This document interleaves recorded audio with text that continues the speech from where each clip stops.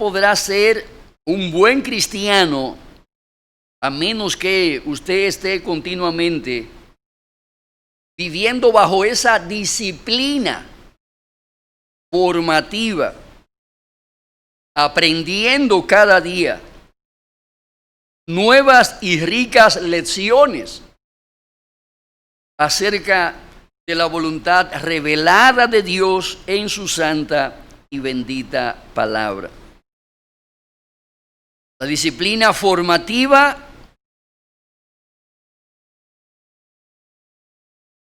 es necesaria, pero también la disciplina correctiva tiene que ver con esa obra del Espíritu Santo que usando la palabra de Dios nos corrige el pecado, las pautas pecaminosas, los hábitos pecaminosos, las actitudes pecaminosas, de ese pecado remanente que aún permanece en nosotros. ¿Hasta cuándo necesitaremos de esa disciplina correctiva? Hasta siempre, hermano, hasta que lleguemos al cielo. Porque no habrá un solo día en su vida en el cual usted y yo no necesitaremos que corrijan en nosotros alguna desviación. Porque nuestra naturaleza tiene una marca. Está dañada.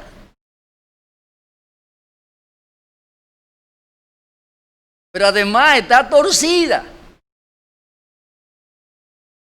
Y continuamente hay que estarla llevando al camino de regreso, porque nos desviamos.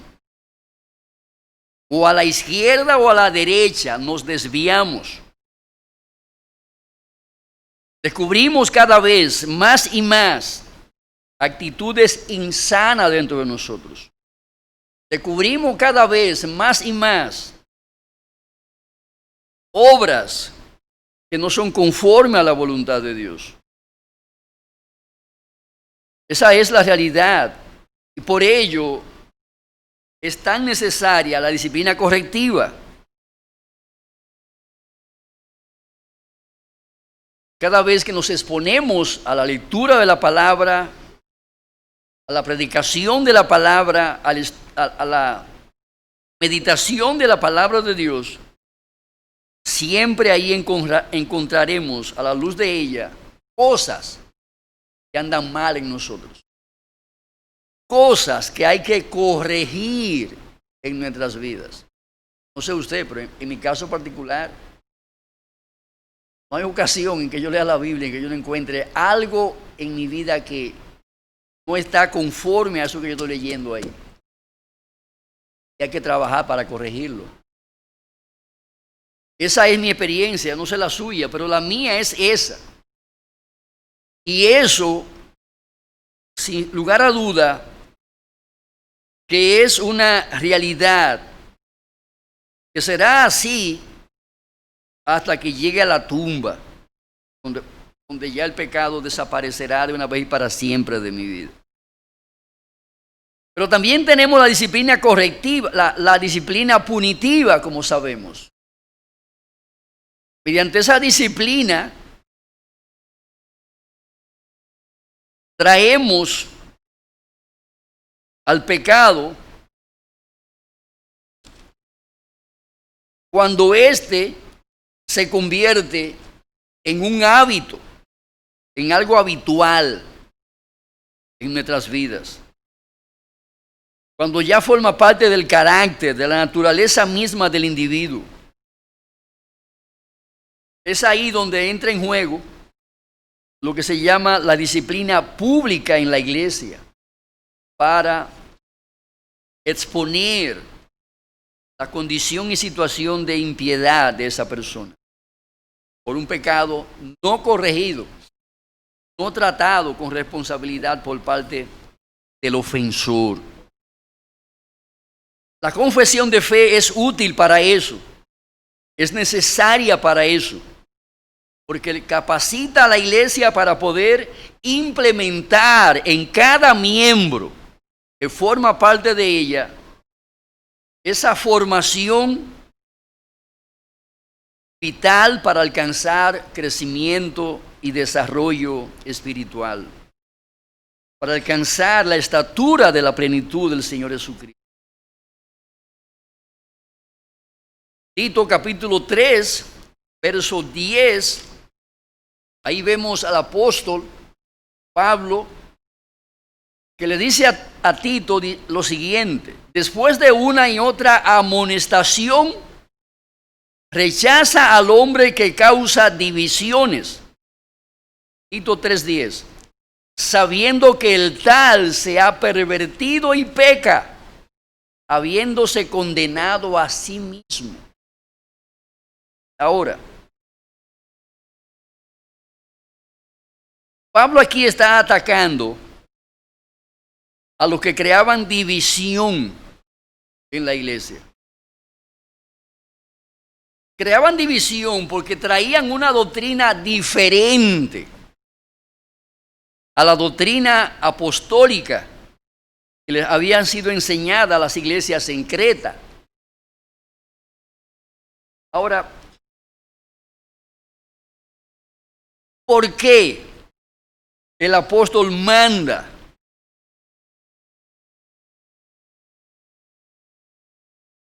a expulsar de la iglesia a quienes después de una y otra amonestación no se apartaban de su error?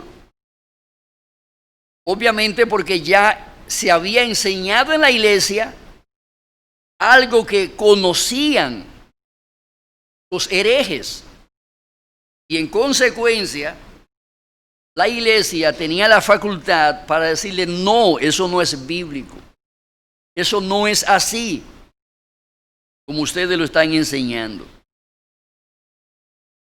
En ese contexto, como bien dice alguien, demandar que la iglesia ejerza disciplina contra el error doctrinal sin una confesión de fe pública es requerir hacer ladrillos sin paja.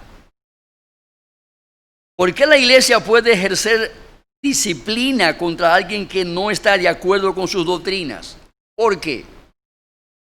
Porque la iglesia tiene un sistema de doctrina que ha estudiado, que conoce y que está aplicando en su vida diaria.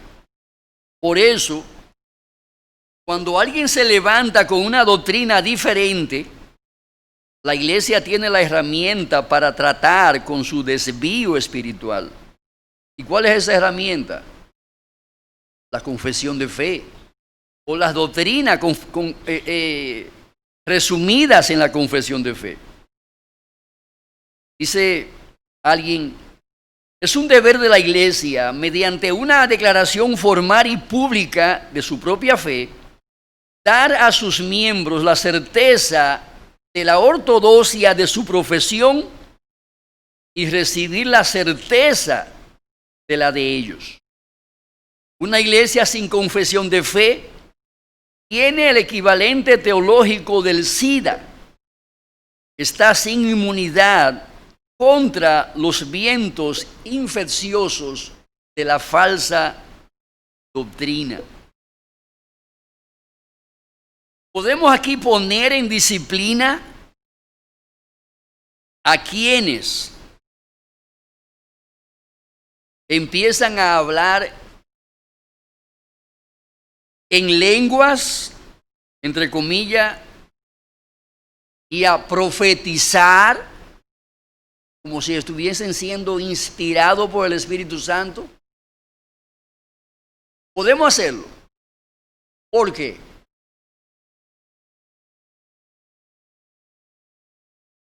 Porque tenemos una confesión de fe en el capítulo 1 acerca de las Santas Escrituras. Todo miembro que forma parte de esta iglesia se sentó ahí con nosotros a estudiar este tema. Y si usted después de haber estudiado eso, salta con otra cosa diferente de esa, usted es pasible de ser puesto en disciplina. Note lo que dice: las Sagradas Escrituras constituyen la única regla suficiente, segura e infalible de todo conocimiento, fe y obediencia salvadores. Aunque la luz de la naturaleza y las obras de la creación y de la providencia manifiestan de tal manera la bondad, sabiduría y poder de Dios, que dejan a los hombres sin excusa, no obstante, no son suficientes para dar el conocimiento de Dios y de su voluntad, que es necesario para la salvación.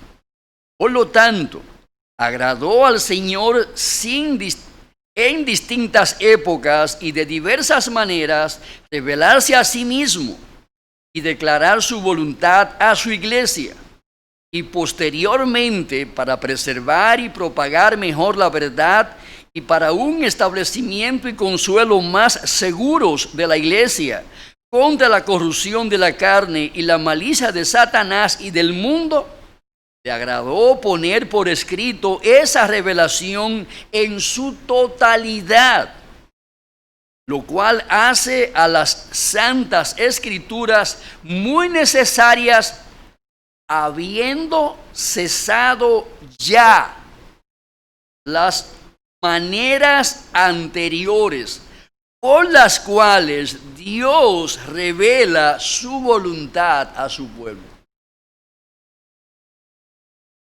Y ahí están todos los textos bíblicos de donde fue extraída esa declaración de fe, esa confesión de fe. Entonces, si la Biblia enseña tal cosa, quien venga aquí a contradecir eso, a decir lo contrario, es pasible de disciplina. Primero, formativa. Si rechaza la formativa, viene la correctiva, y si esa no funciona, entonces viene la tercera, la punitiva. Porque esta es la doctrina a la cual se adhiere esta iglesia, sobre la cual está fundada esta iglesia. Creemos que las Santas Escrituras son muy necesarias. Razón: habiendo cesado ya las maneras anteriores por las cuales Dios revelaba su voluntad a su pueblo. No hay profetas a la usanza del Antiguo Testamento. A la usanza del Nuevo Testamento no hay profetas a los cuales Dios le esté dando nuevas revelaciones, su voluntad. Hace un tiempo estuve en mi oficina una pareja, una crisis bien grave en su matrimonio. Cuando le pregunté al hombre que cómo había conocido a la muchacha, a la mujer, me dijo textualmente: Dios me reveló que esa iba a ser mi esposa. Yo le pregunté: ¿y cómo te reveló que ella iba a ser tu esposa? Su respuesta sencilla fue: me lo reveló en un sueño. Me lo reveló en un sueño. Dios le dijo en un sueño que fulana de tal iba a ser su mujer. ¿Tú estás seguro que Dios te dijo a ti eso? ¿Tú lo escuchaste? Sí, pastor, yo lo vi claramente. El Señor me lo dijo. Entonces, ¿tú crees que Dios se equivocó dándote esa mujer? Porque tú tienes problemas con ella. Tenían 3 meses separados. ¿Tú crees que habrá sido Dios que te dio esa mujer a ti? Porque tú tienes 3 meses separado con ella. Entonces tú entiendes que Dios te entregó un producto dañado. Porque está dañado el producto. Tienen 3 meses separados. Hay problema ahí. Hermanos, uno oye cosas como esa en el mundo evangélico de hoy. Uno escucha cosas como esas en el mundo evangélico de hoy. Son cosas tristes por las consecuencias que eso produce en la vida de aquellos que se mueven en la vida, que toman decisiones trascendentales en la vida, fundado en esas nociones acerca de la supuesta revelación de la voluntad de Dios para su vida.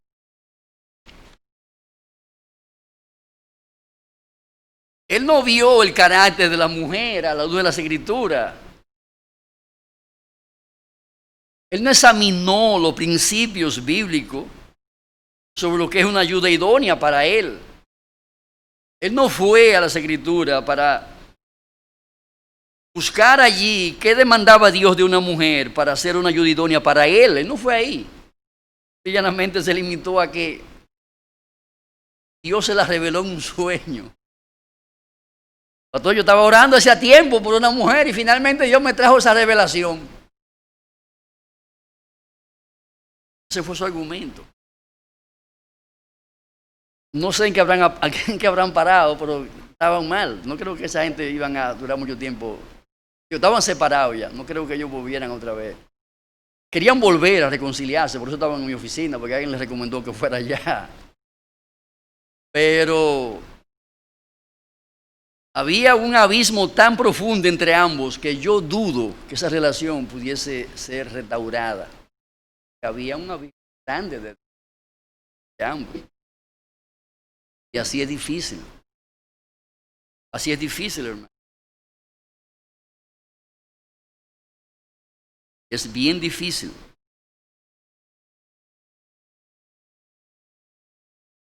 Yo recuerdo cuando yo era nuevo creyente, en el templo evangélico de Alma Rosa, invitaron a un predicador de esos carismáticos que después que acaban de predicar, entonces empiezan a recibir revelaciones de los que están enfermos. Allí empieza el hombre a revelar, o sea, empieza a orar y a clamar y a orar y a clamar y Señor, revélame los que están enfermos, revélame los que están enfermos. Y allí Dios les revela que había alguien que estaba muy mal del estómago. ¿Saben a quién se estaba refiriendo? Al más flaco que estaba sentado ahí. Él intuyó que porque yo estaba muy flaco, porque yo sufría del estómago. Mis hermanos, en mi vida he sufrido, ni de gastritis siquiera. Nunca he sufrido de nada en el estómago.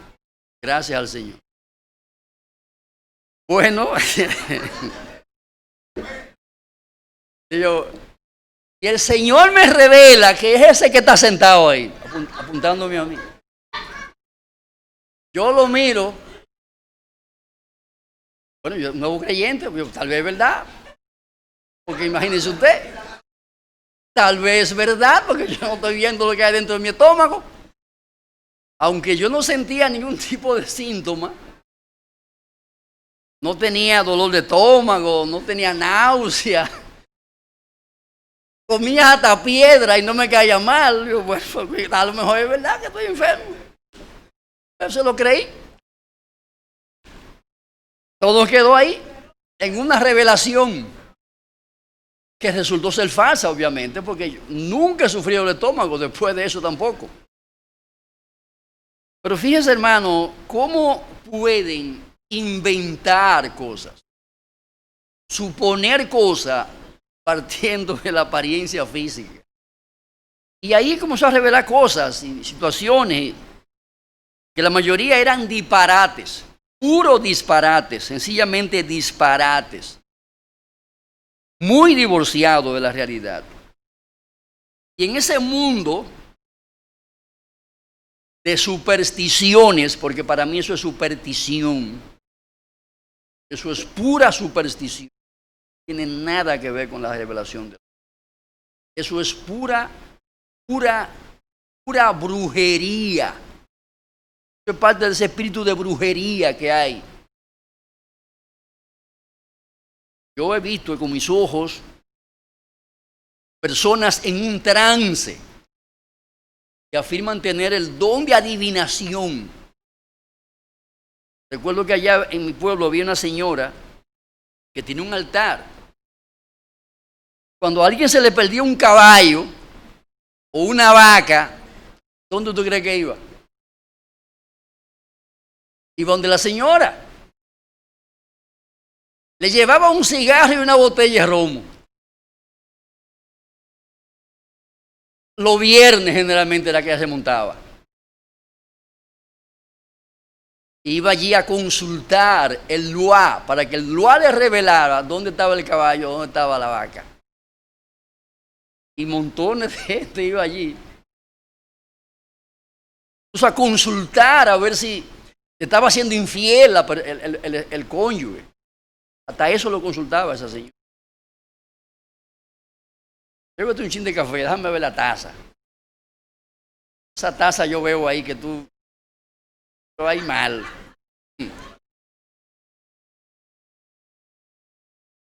Una cosa increíble, hermano. Pero hacían fila la gente para ir ahí a consultar. Eso era parte, o sea, esa hechicería, mis hermanos. ¿Cómo que sí lo creía? Por supuesto que sí. Entonces, mis hermanos, esa realidad la vemos mucho en el mundo evangélico, entre comillas. Con un nombre diferente, le llaman profecía o le llaman revelación, no sé yo cuánto, pero el espíritu y la esencia es la misma. Es la misma cosa. Es la misma cosa disfrazada. No hay diferencia. Entonces, una confesión de fe, mis amados hermanos, nos capacita a nosotros para poder señalar la verdad y a partir de ahí discriminar el error cuando alguien se ha apartado de la verdad. Hay otra cosa que no sea la pura verdad doctrinal del Evangelio del Señor Jesucristo. Entonces, como se puede observar aquí, todo aquel que se disgregue de la Trinidad, de esta doctrina, lo podemos poner en disciplina. ¿Por qué? Porque aquí se enseña qué es la doctrina de la Trinidad. Ya aquí tuvimos que poner uno en disciplina por ese tema de la Trinidad, unos años atrás. Esa persona llegó a la iglesia, como siempre, tomó la confesión de fe. Luego, unos años después, se destapó con que no había Trinidad, que él había llegado a la convicción de que no había Trinidad. Yo, ¿cómo que no hay Trinidad? Y ahí empezamos a tratar con el hombre, procurando mostrarle su error, al cual se mantenía adherido con uña y diente. Al final tuvimos que excomulgarle de la iglesia e incluso prohibirle que fuera a la iglesia. Y se dedicó a la tarea de escribir lo que creía y de ir casa por casa donde los hermanos a llevarle su documento. Y ponía letrero incluso frente a la casa de los hermanos. Oiga bien hasta dónde llegó. En los postes que estaban cerca de la puerta de la casa de los hermanos, le ponía ahí un letrerazo. No recuerdo qué decían los letreros. Jesús, bueno, sí, Jesús, solo Dios. Él era Jesús solo. No Padre, no Espíritu Santo, solo Jesús. Esa era su bandera. Entonces, hay de todo, se da de todo en la iglesia. Y cuando no hay una confesión de fe escrita, es difícil parar ese asunto. Porque ¿cómo tú le reclamas? ¿Con qué le reclamas? ¿Cómo tú lo detienes? ¿Con qué lo detienes? Si tú no has levantado las verjas doctrinales donde las ovejas del rebaño se mantienen comiendo de esos mismos pastos que son comunes para todos. Esa es la realidad. Esa situación la vivimos nosotros y fueron días amargos, difíciles, muy difíciles.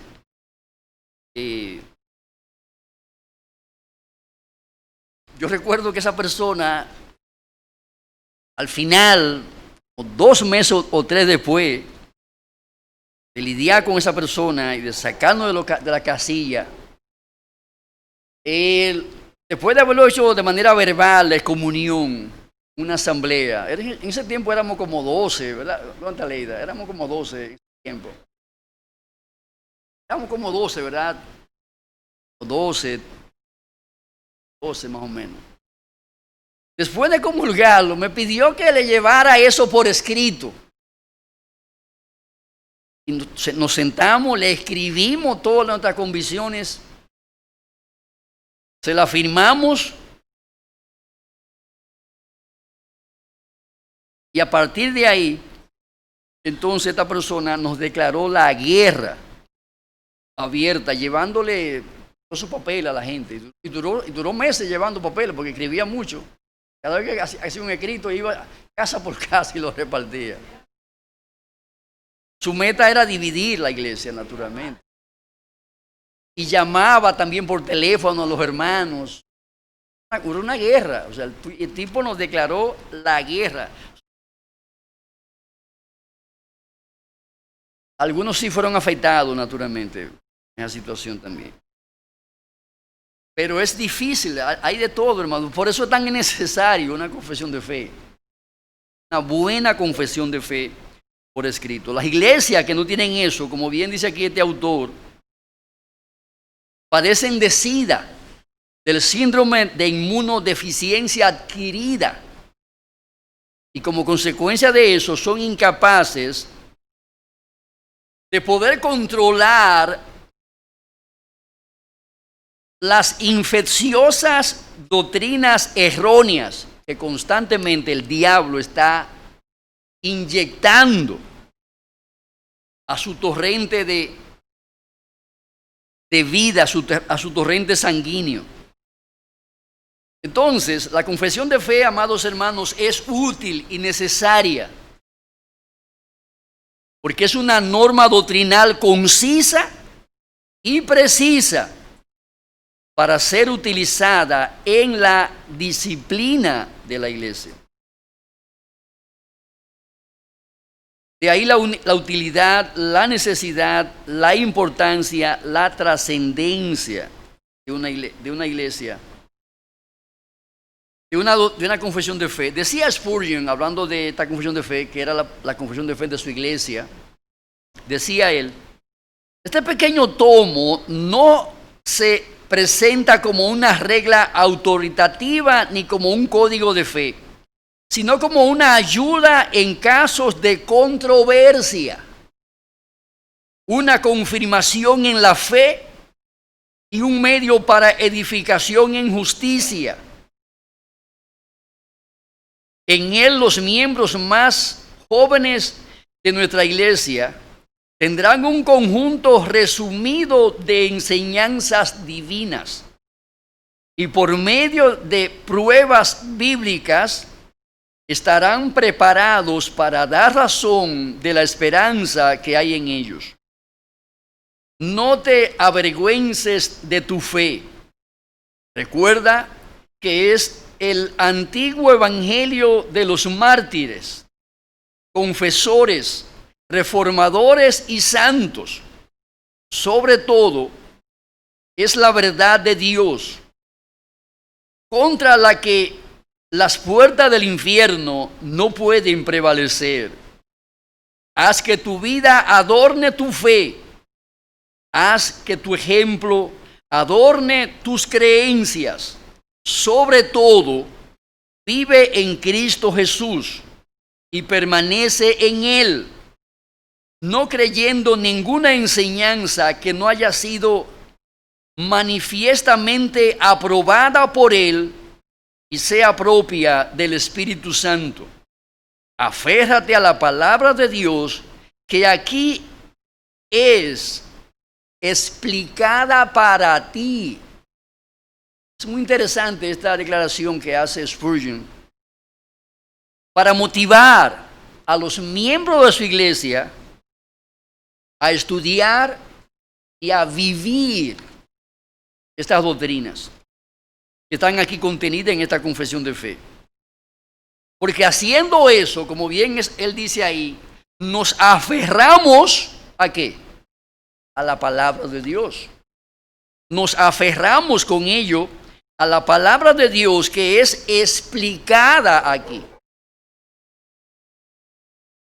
Ello es lo que hará posible que podamos adornar nuestra profesión de fe. Es lo que hará posible que podamos adornar nuestras vidas con nuestras creencias, con las cosas que creemos. Pero también nos preparará para dar razones bíblicas acerca de nuestras convicciones personales sobre la revelación de sí mismo y de su voluntad, de su gracia que Dios nos ha brindado en su palabra. Cuando estudiamos, por ejemplo, el capítulo 1 de la Confesión de Fe, ¿qué obtenemos ahí en ese capítulo? Bueno, la revelación que Dios ha ofrecido acerca de su palabra. La explicación que Dios ofrece acerca de su palabra y de las implicaciones que tiene su palabra para nuestras vidas y para su propia revelación e identidad. Es lo primero. ¿Qué nos ofrece el capítulo 2 de la Confesión de Fe? Bueno, la revelación que la Biblia nos ofrece de manera clara y precisa, resumida, acerca de la enseñanza sobre Dios y la Santa Trinidad. ¿Qué nos ofrece el capítulo del decreto de Dios? Encontramos la Confesión de Fe. Bueno, la enseñanza de la Biblia acerca de lo que Dios nos ha revelado sobre el decreto de Dios. Y así sucesivamente. Cada capítulo de la Confesión de Fe, como bien apunta Spurgeon, es un resumen. Es un resumen de aquellas cosas que debemos de creer para ser salvos. Es un resumen de las cosas que debemos de creer para perseverar en la salvación. Es un resumen de las cosas que debemos de creer para alcanzar y recibir las promesas que están en el Evangelio del Señor Jesucristo. A menos que creamos esas cosas que nos enseña la confesión de fe, no estamos preparados espiritualmente para recibir el contenido de las promesas que Dios nos hace en su palabra. Por eso son tan necesarias conocer esa doctrina, creer esa doctrina y obedecer esas doctrinas. Pero también algo que se destaca en esto es el hecho de que esa doctrina son el antiguo evangelio,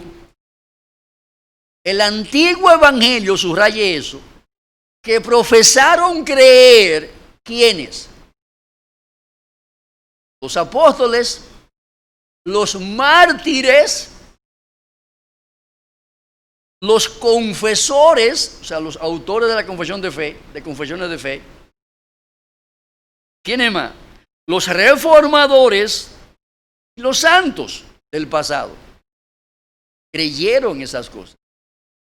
En otras palabras, esa doctrina nos conectan directamente con lo que podemos clasificar como la fe histórica.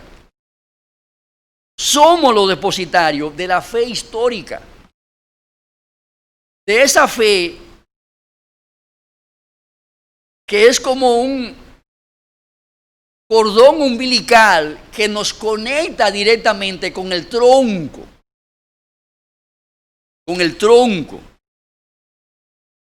Con el tronco formado por la iglesia primitiva, por la iglesia apostólica.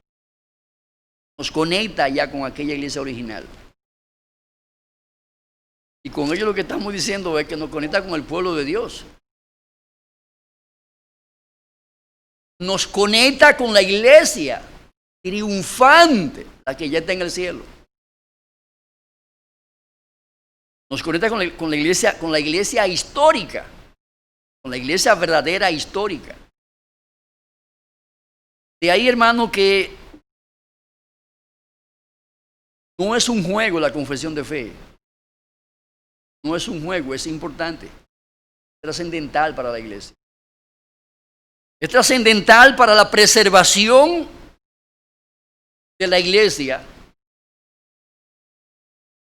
porque una iglesia no podrá ser preservada, hermano, si no cree la verdad. ¿Quién la preserva? ¿Cómo la preserva usted? Nadie la puede preservar de la verdad. Nadie la puede preservar si no conserva la verdad en su seno. Nadie la podrá preservar. ¿Siendo una iglesia verdadera? No. De hecho, las iglesias apóstatas en el día de hoy, muchas de ellas fueron iglesias con fundamentos doctrinales sólidos. Ahora, ¿qué pasó en el camino? Se apartaron de esas doctrinas o mezclaron esa doctrina con otras cosas que obviamente no estaban en la revelación bíblica. Y eso dio como fruto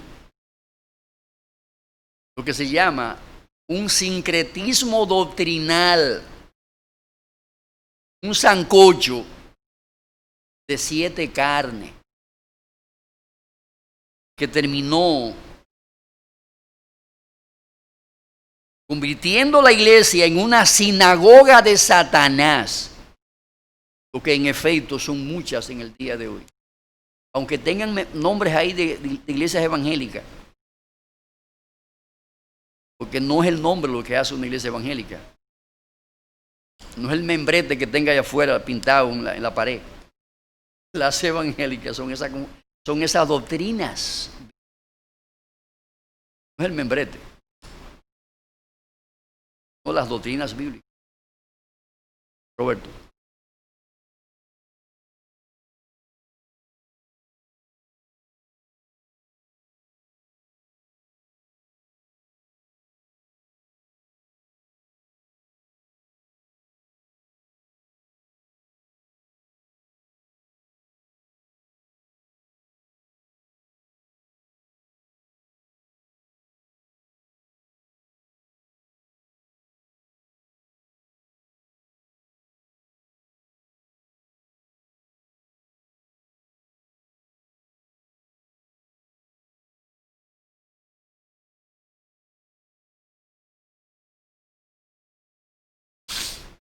Lamentablemente así es. Esa es la realidad, mi hermano.